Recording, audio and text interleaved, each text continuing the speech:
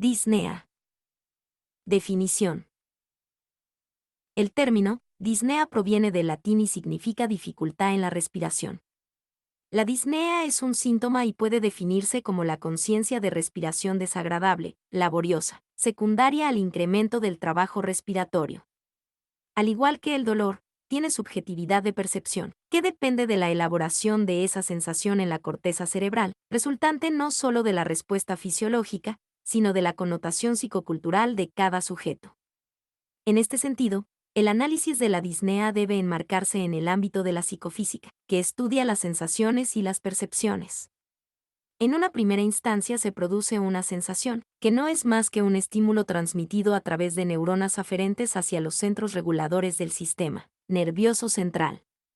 En un segundo tiempo, esta impresión sensorial se compara con las sensaciones evocadas por estímulos anteriores y se produce una percepción. Todas las sensaciones y percepciones pueden expresarse mediante la ecuación de Stevens que expresa O igual a K por E elevado a la N, en la que O es la magnitud de cualquier sensación, K una constante umbral, E es un estímulo productor creciente y N es el valor exponente, diferente para cada sensación, situación o paciente. Esta ecuación, aplicada a algo tan subjetivo como la sensación, con el uso de escalas analógicas de la magnitud de las vivencias de cada individuo, permite cuantificar la relación entre el estímulo y la sensación para cada situación concreta.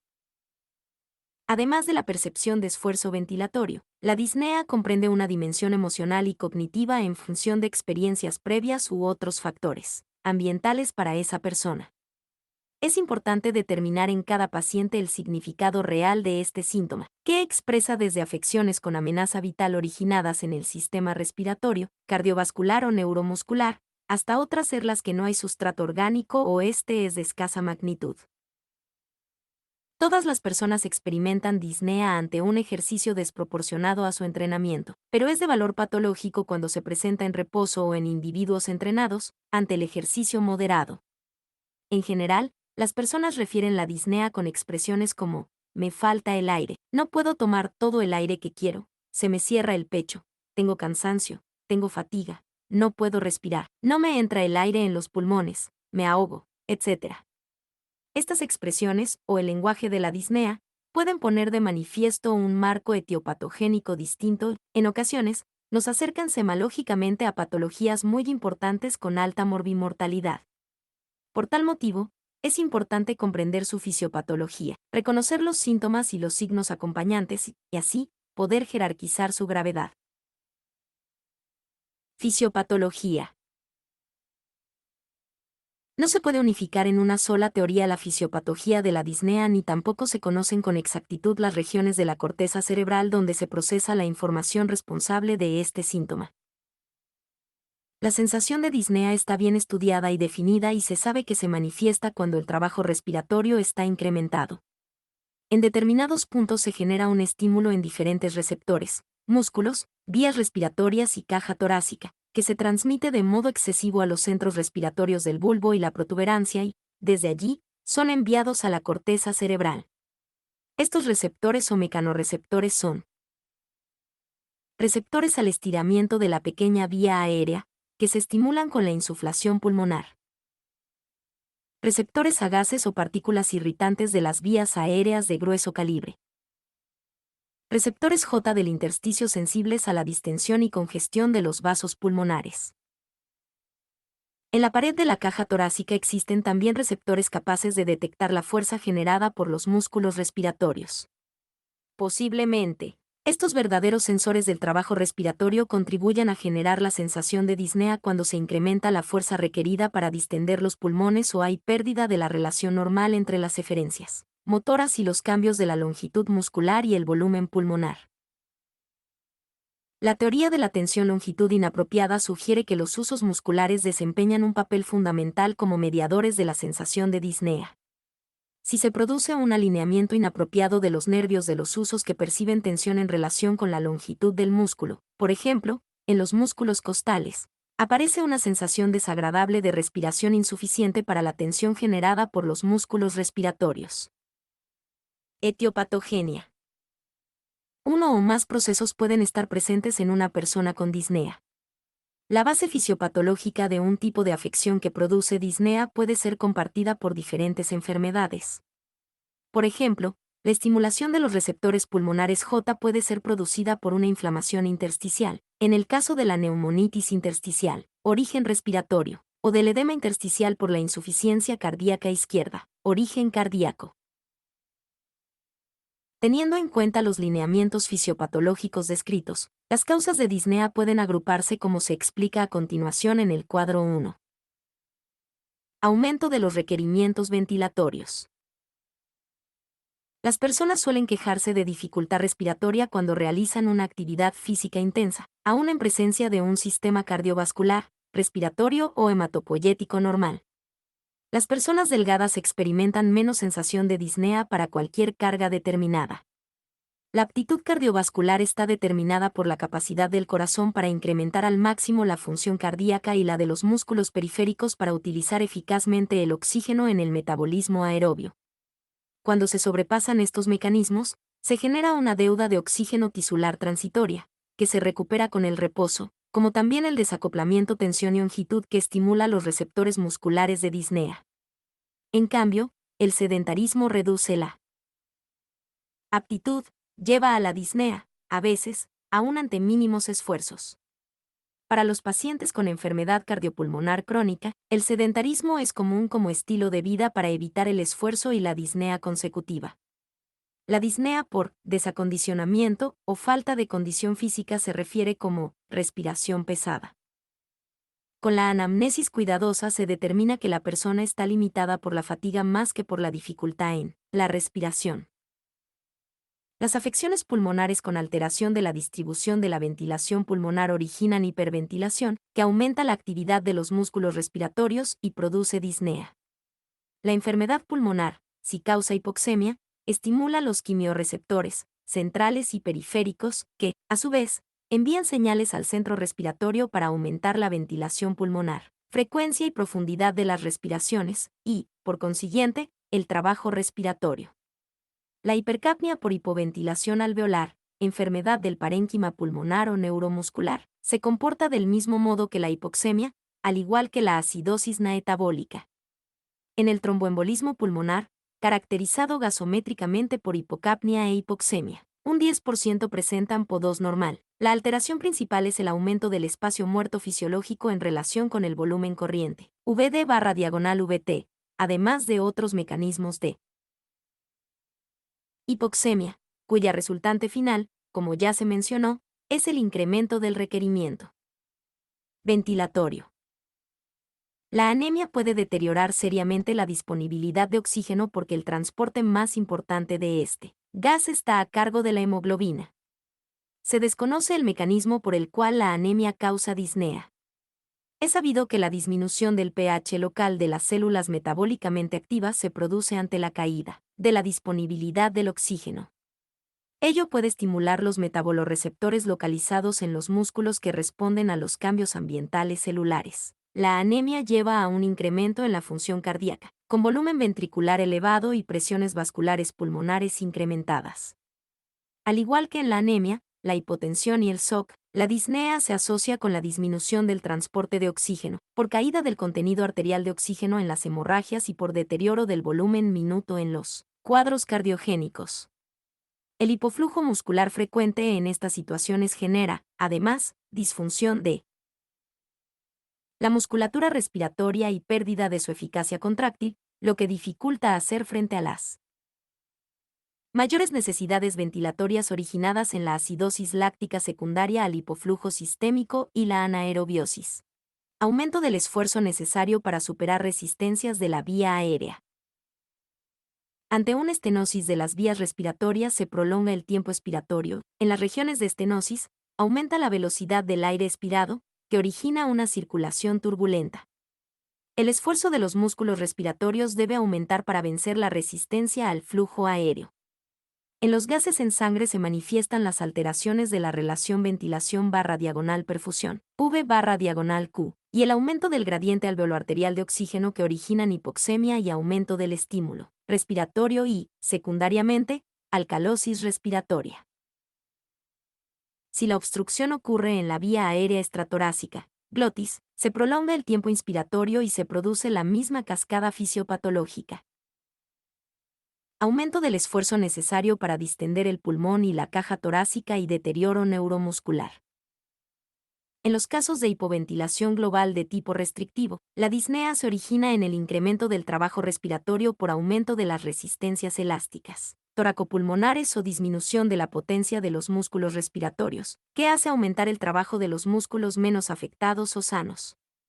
En los cuadros pulmonares restrictivos también se altera la relación ventilación-perfusión. Esto se debe a la disminución de la distensibilidad, del volumen pulmonar y de la capacidad vital. En la disnea por insuficiencia cardíaca, uno de los mecanismos es la disminución de la distensibilidad pulmonar. La dificultad del ventrículo izquierdo para manejar el volumen sanguíneo produce un aumento retrógrado de la presión en la aurícula izquierda y en el lecho capilar pulmonar. Cuando esa presión se incrementa por encima de un determinado nivel, se genera una trasudación de líquido al espacio intersticial y la consecutiva disminución de la distensibilidad pulmonar, la estimulación de los receptores J yustacapilares en el espacio intersticial alveolar y la producción de disnea. Además, existe un aumento de la resistencia en las vías respiratorias por la presencia del líquido intersticial mencionado, que compromete la luz de la pequeña vía respiratoria y aumenta su resistencia, asma cardíaca. Por otro lado, la disminución del gasto cardíaco determina una disminución de la perfusión de los músculos respiratorios y la producción de fatiga muscular. Alteraciones psicológicas que modifican el umbral de percepción consciente. En la disnea asociada con trastornos psicológicos por ansiedad, es común la presencia de hiperventilación, que genera hipocapnia y alcalosis respiratoria que llevan a la hipocalcemia y a la disminución del flujo sanguíneo cerebral. Evaluación de la disnea mediante escalas. Luego de detectado el síntoma, debe establecerse la magnitud de la disnea. Para ello es útil el uso de escalas, de las que existen de diferente origen y con usos variables.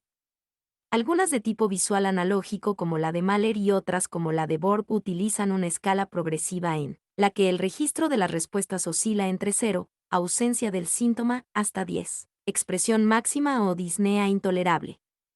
Más útil y práctico resulta cuantificar la disnea según el esfuerzo que la genera.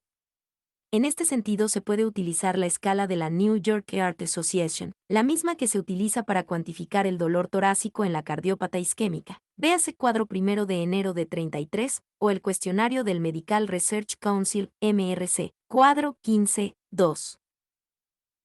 A cada paciente se lo debe interrogar sobre el grado de actividad física necesaria para que se manifieste la disnea, teniendo siempre en cuenta la sensibilidad individual y la actividad diaria habitual. El esfuerzo para generar disnea varía mucho de una persona a otra, edad, entrenamiento, etc. De manera que lo relevante es identificar un esfuerzo que antes no producía disnea y ahora sí lo hace. Formas clínicas de presentación de acuerdo con la velocidad de instauración de la disnea se la puede dividir en aguda y crónica. La disnea aguda se presenta con un tiempo de evolución que varía desde minutos hasta horas y es un motivo de consulta habitual en los servicios de urgencias.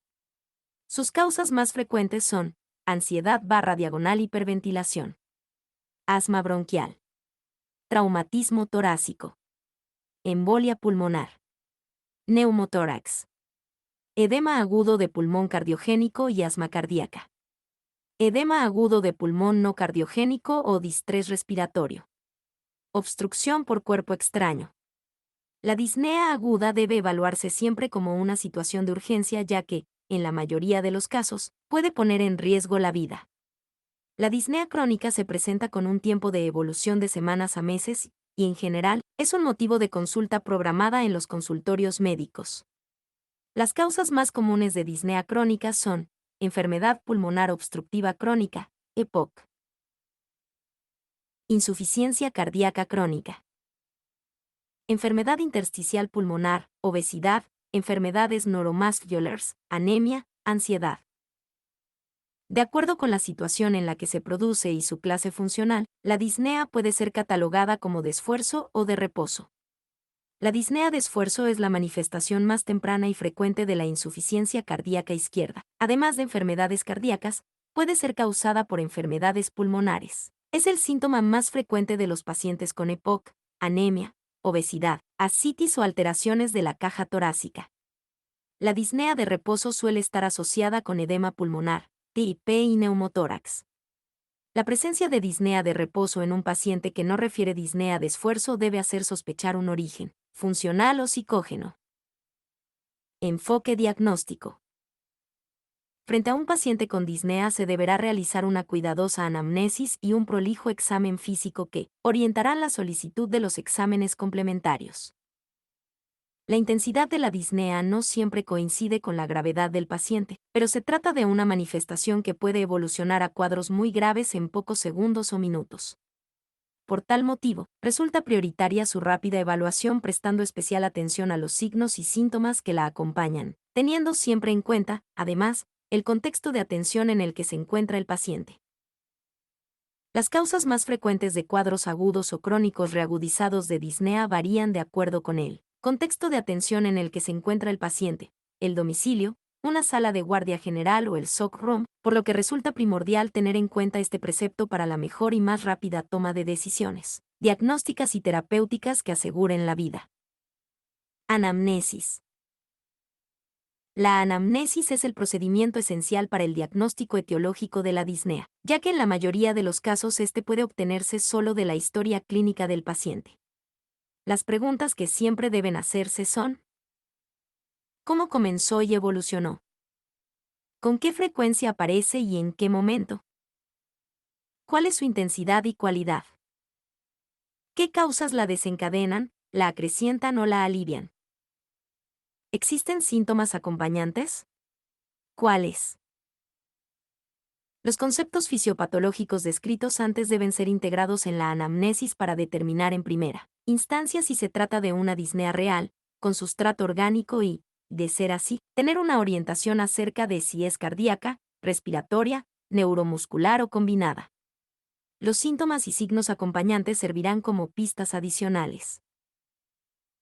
En la anamnesis, el paciente puede referir no solo disnea, sino también otros síntomas como tos, con expectoración o sin ella, hemoptisis o dolor torácico, y cada uno de ellos se explorará por separado.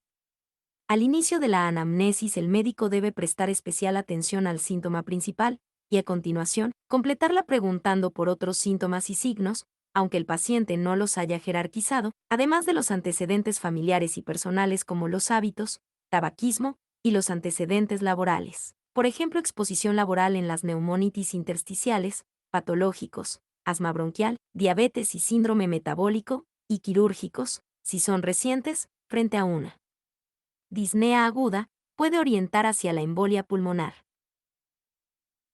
En la enfermedad pulmonar obstructiva crónica o EPOC, bronquitis crónica y enfisema, son muy importantes el antecedente de tabaquismo y los criterios de bronquitis crónica, expectoración y tos productiva matinales durante 3 meses en los 2 últimos años.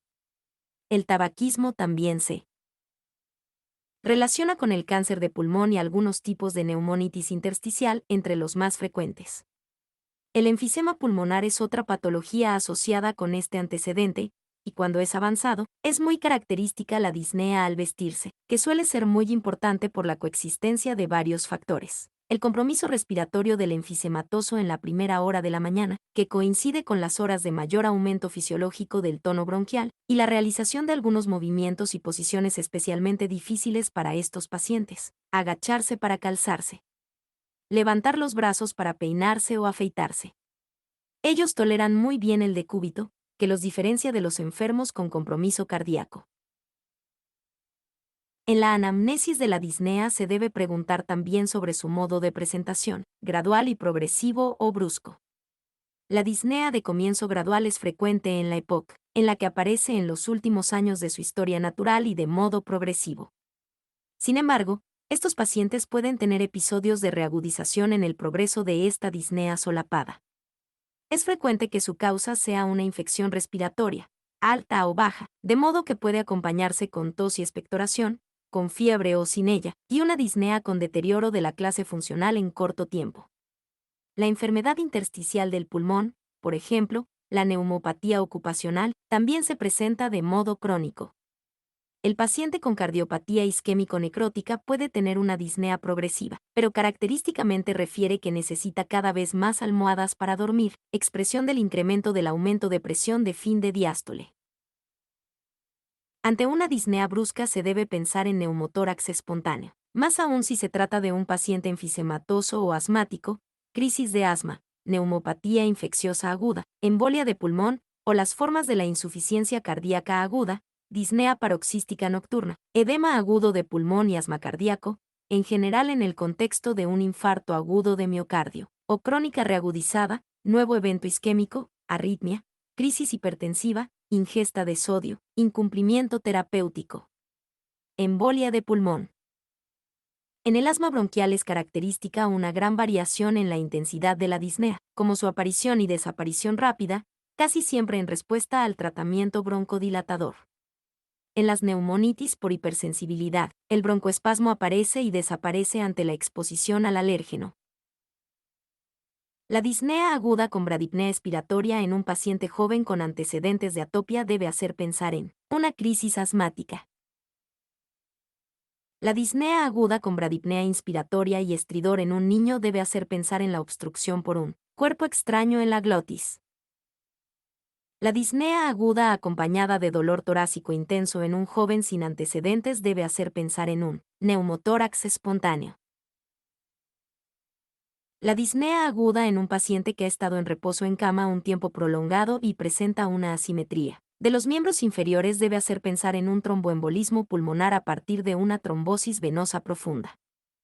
La disnea aguda que despierta a un paciente con antecedentes cardíacos y que mejora al incorporarse debe hacer pensar en una insuficiencia ventricular izquierda. Disnea y decúbito. La ortopnea es la disnea que aparece cuando el paciente adopta la posición de decúbito supino, acostado en la cama. El paciente presenta, a los pocos minutos de acostarse, dificultad respiratoria que lo obliga a permanecer sentado o a aumentar el número de almohadas para poder descansar. Suele aparecer cuando todavía está despierto y se debe al fracaso del mecanismo de Starling ante él, desplazamiento del pool sanguíneo de los miembros inferiores y del abdomen hacia el tórax que ocurre normalmente en posición horizontal. Es un signo de gravedad de la insuficiencia cardíaca izquierda con ventrículo derecho competente.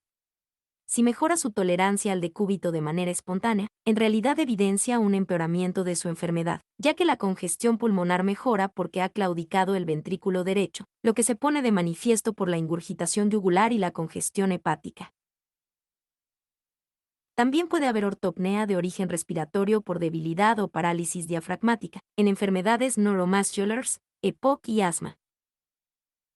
La disnea paroxística nocturna es la aparición de disnea, en general por la noche, que despierta al paciente y lo obliga a levantarse o a sentarse en la cama para poder respirar. Es característica de la enfermedad cardíaca avanzada y se asocia con elevación de la presión capilar pulmonar. Durante la noche, el volumen sanguíneo total puede aumentar por reabsorción de los edemas de las zonas declives al adoptar el decúbito. En esa posición se redistribuyen los flujos y aumenta el volumen sanguíneo intratorácico, que genera congestión pulmonar. No aparece de manera inmediata al acostarse, sino que, en virtud del mecanismo referido, requiere varias horas. La congestión pulmonar se puede expresar como edema agudo de pulmón o como asma cardíaca. Característicamente la disnea precede a la tos.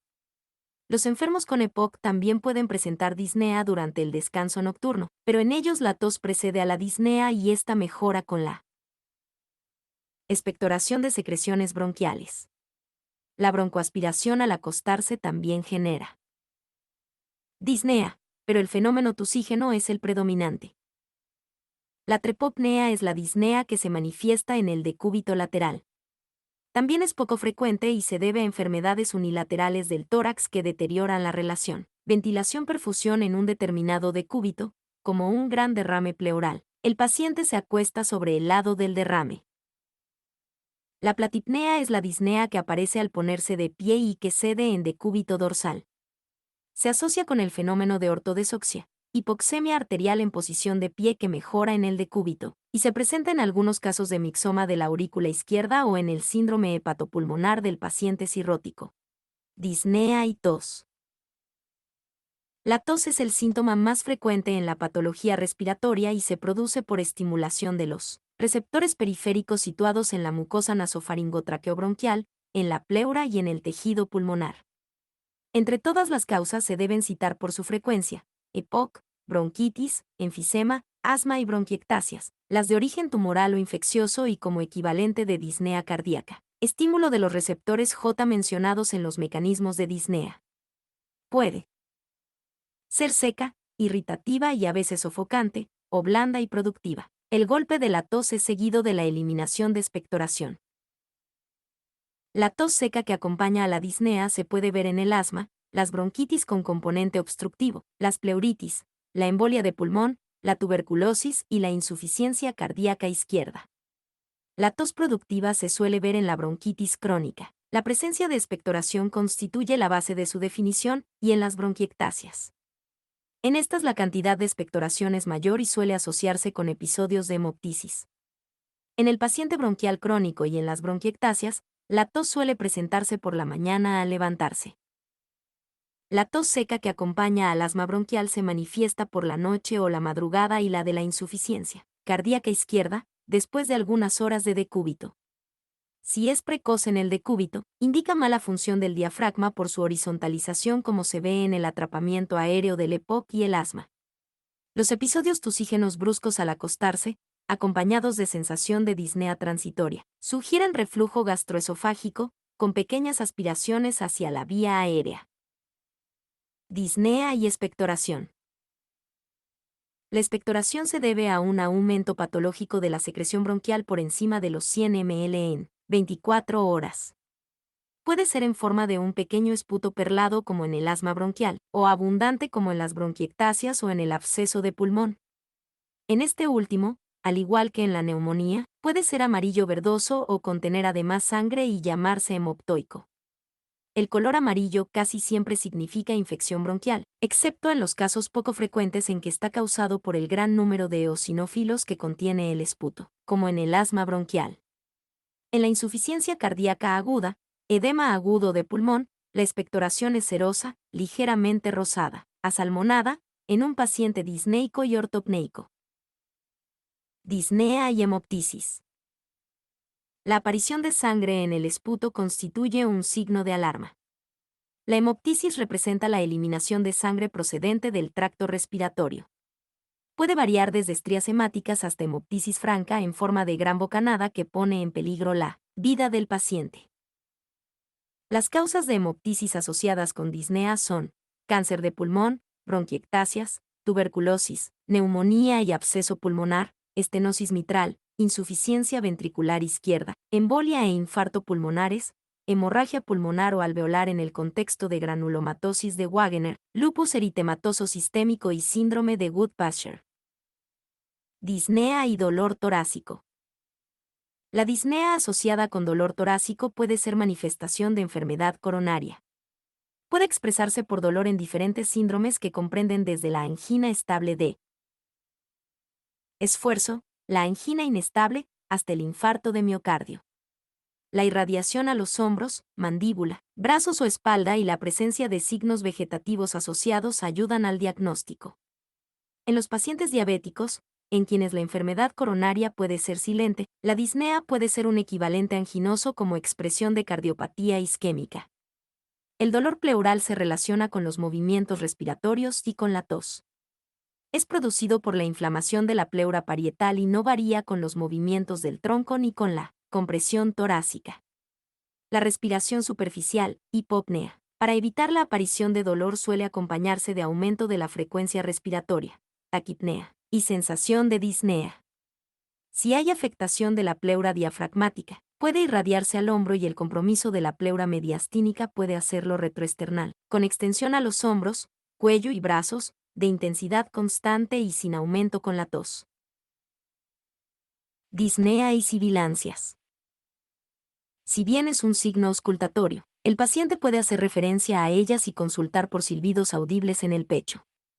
Dentro del lenguaje de la disnea, la que se acompaña de sibilancias, manifestación de broncoespasmo, suele ser referida como opresiva. Frente a esta situación se debe pensar en el asma bronquial, si las sibilancias son generalizadas o en el asma cardíaca cuando están presentes las características ya mencionadas de insuficiencia ventricular izquierda. Si son localizadas, se pensará en embolia de pulmón o tumor pulmonar. En algunos pacientes los episodios de bacteriemia pueden acompañarse de un cuadro de disnea transitoria mientras dura el episodio febril, ocasionado por la liberación de citocinas a nivel pulmonar. Los pacientes en quienes aumenta en forma aguda la presión en el capilar pulmonar desarrollan rápidamente disnea y sibilancias. En cambio, los síntomas en el asma por ejercicio se precipitan con una actividad mucho más intensa. Después de haber descartado todas estas causas, es necesario evaluar la posibilidad de que el dolor y la disnea sean de tipo funcional y que se presenten durante cuadros de neurosis, con palpitaciones, insomnio y signos vegetativos. No por ello deberán ser subestimados o desatendidos. Examen físico. La exploración física comenzará durante la entrevista mediante la observación de signos de dificultad ventilatoria. La incapacidad para completar frases antes de detenerse a tomar aire sugiere deficiencia de la bomba ventilatoria con una menor capacidad vital. El aumento de la frecuencia respiratoria o taquipnea, o de la profundidad de las respiraciones, batipnea, no siempre se acompaña de falta de aire y de trabajo aumentado. El paciente no refiere disnea. Las manifestaciones de mayor trabajo respiratorio, como la retracción supraclavicular, el empleo de los músculos accesorios o la posición de trípode, persona sentada con el peso sobre las manos apoyadas en las rodillas, indican problemas de la bomba respiratoria, con mayor resistencia en la vía respiratoria o rigidez pulmonar o de la pared del tórax. La disnea de origen cardíaco tiene distintas formas de expresión clínica y depende de una congestión venosa pulmonar, con hipertensión capilar pulmonar y trasudación plasmática al intersticio pulmonar. El paciente suele tener una respiración rápida y superficial, taquipnea e hipopnea. En cambio, el paciente con EPOC o asma, que presenta una obstrucción al paso de aire en el tracto respiratorio inferior, trata de superarlo con una respiración profunda y menos rápida, bradipnea expiratoria. El paciente con obstrucción de la vía aérea extratorácica presenta el fenómeno inverso, bradipnea inspiratoria, acompañado de estridor y tiraje supraesternal y supraclavicular. En la exploración general se deben buscar signos de anemia, palidez de las conjuntivas, y la presencia de cianosis, coloración azulada de la piel y las mucosas, que expresa signos de hipoxemia y aumento de la hemoglobina reducida por encima de 5G/diagonal-DL. El hipocratismo digital denota la presencia de patología pulmonar crónica, EPOC, cáncer de pulmón, bronquiectasias y compromiso intersticial, entre las más frecuentes, y la deformación articular, la esclerosis cutánea y las alteraciones compatibles con enfermedad de Raynaud orientan hacia una enfermedad del tejido conjuntivo que puede asociarse con una intersticiopatía. La presencia de asterixis o flapping tremor, espontáneo o provocado por la dorsiflexión de los dedos de las manos, contracciones irregulares finas y bruscas de los dedos de las manos, se debe a encefalopatías de origen diverso y a la hipercapnia acidótica de la insuficiencia respiratoria. En la exploración del tórax, la palpación permite diferenciar una condensación pulmonar, en la que las vibraciones vocales están aumentadas, de la presencia de ocupación pleural por líquido, derrame pleural o aire, neumotórax, en los que están abolidas. La presencia de una atelectasia, ya sea por obstrucción de la luz bronquial o por compresión secundaria a un derrame pleural, también se acompaña de la desaparición de las vibraciones vocales. La percusión permite identificar las zonas de sonoridad disminuida o matidez como en la condensación pulmonar, o el derrame pleural. En el neumotórax o el enfisema hay un aumento de la resonancia o timpanismo. La auscultación del murmullo vesicular es el ruido respiratorio normal, correspondiente a la ventilación de los alvéolos pulmonares. Se halla disminuida de manera generalizada en los casos de enfisema, y localizada en el derrame pleural y en el neumotórax. Su componente expiratorio se prolonga en las enfermedades con obstrucción de la vía aérea. En la insuficiencia cardíaca, la congestión pulmonar genera aumento de la presión capilar y el trasudado de plasma hacia el intersticio, por consiguiente, al alvéolo pulmonar. De este modo se auscultan, en ambas playas pulmonares, los estertores crepitantes generados en el proceso de despegamiento alveolar con la presencia del trasudado. En las condensaciones del parénquima pulmonar con bronquio permeable, neumonía, el ruido respiratorio normal, murmullo vesicular, está sustituido por un ruido más intenso y rudo. Inspiratorio y expiratorio, llamado soplo brónquico o tubario. En los derrames pleurales este ruido es más suave y se limita a la expiración, soplo pleural. La auscultación de sibilancias y roncus diseminados sugiere obstrucción de la vía aérea, asma bronquial, EPOC, y, si estos son localizados, cuerpo extraño o tumor. La presencia de estertores crepitantes indica neumonía en la zona de la condensación o insuficiencia cardíaca en las bases pulmonares. Los estertores húmedos, mucosos o de burbuja aparecen en las bronquitis agudas y crónicas con secreción en el árbol bronquial. Los estertores de tipo velcro son típicos de las patologías intersticiales, fibrosis pulmonares difusas. La auscultación cardíaca puede evidenciar ruidos agregados como el tercer ruido con ritmo de galope, insuficiencia cardíaca o soplos por enfermedades valvulars. En el cuadro 15.4 se presentan los principales hallazgos del examen físico que sirven como orientadores, frente a un paciente con disnea. Exámenes complementarios. La solicitud de exámenes complementarios estará guiada por el diagnóstico presuntivo que surge de la anamnesis y el examen físico. En el cuadro 15.5 se ofrece un listado de los más comunes y su utilidad diagnóstica en el paciente con disnea. Muchas gracias por su tiempo. Suerte en los exámenes.